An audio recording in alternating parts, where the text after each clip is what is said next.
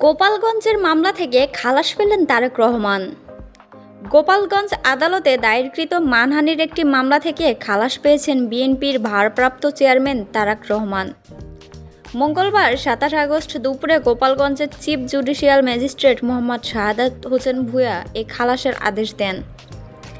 Gopalganj chief judicial magistrate আদালতের bench সহকারী স্বপন কুমার ওঝা এ তথ্য নিশ্চিত করেছেন। মামলার বিবরণে জানা গেছে, ২০১৪ সালের ১৭ ডিসেম্বর বিএনপির ভারপ্রাপ্ত চেয়ারম্যান তারেক রহমান আওয়ামী লীগকে নিয়ে কটূক্তি করেছেন বলে অভিযোগ ওঠে। এ ঘটনায় গোপালগঞ্জ জেলা ছাত্রলীগের তৎকালীন সভাপতি আব্দুল হামিদ বাদী হয়ে ওই বছরের ২১ ডিসেম্বর সিনিয়র জুডিশিয়াল ম্যাজিস্ট্রেটে আদালতে একটি মানহানি মামলা করেন। প্রায় ১০ বছর পর মঙ্গলবার মামলা থেকে খালাস পান তিনি।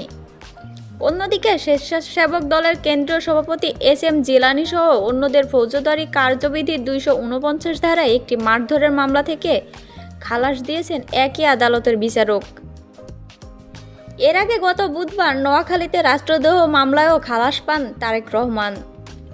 বিএনপির ভারপ্রাপ্ত চেয়ারম্যান তারেক রহমানকে রাষ্ট্রদ্রোহের মামলায়ও খালাস দিয়েছিলেন নোয়াখালীর একটি আদালত। গত বুধবার বিকেলে নোয়াখালী অতিরিক্ত জেলা ও দায়রা জজ আদালতের বিচারক মোহাম্মদ নোমান মহিউদ্দিন এ আদেশ দেন। একই সঙ্গে তারেক রহমানের নামে পাঠানো গ্রেপ্তারি পরোয়ানা ফেরত পাঠাতে চরজব্বর থানার ভারপ্রাপ্ত কর্মকর্তাকে নির্দেশ দিয়েছিলেন আদালত। অতিরিক্ত জেলা জজ আদালতের বেঞ্চ সহকারী মোহাম্মদ জাবেদ বিষয়টি নিশ্চিত করেন।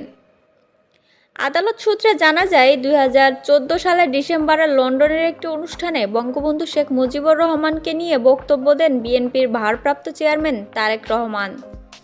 পরে ২০১৫ সালের ২৮ ফেব্রুয়ারি সুবর্ণচর উপজেলার আওয়ামী লীগের সভাপতি ও চরজব্বর ইউনিয়ন পরিষদের চেয়ারম্যান ওমর ফারুক বাদী হয়ে নোয়াখালীর চিফ জুডিশিয়াল ম্যাজিস্ট্রেট আদালতে তার বিরুদ্ধে ওই মামলা করেন। সূত্র জানায়, মামলার প্রাথমিক শুনানি শেষে এ বিষয়ে চরজব্বর থানাকে আইনগত ব্যবস্থা নেওয়ার নির্দেশ দেন আদালত। ২০১৭ সালের ৪ এপ্রিল থানার উপপরিদর্শক এস.আই. আনোয়ার হোসেন ভূঁইয়া আদালতে অভিযোগপত্র দেন। পরে মামলায় তারেক রহমানের বিরুদ্ধে গ্রেপ্তারি পরোয়ানা জারি করেন আদালত।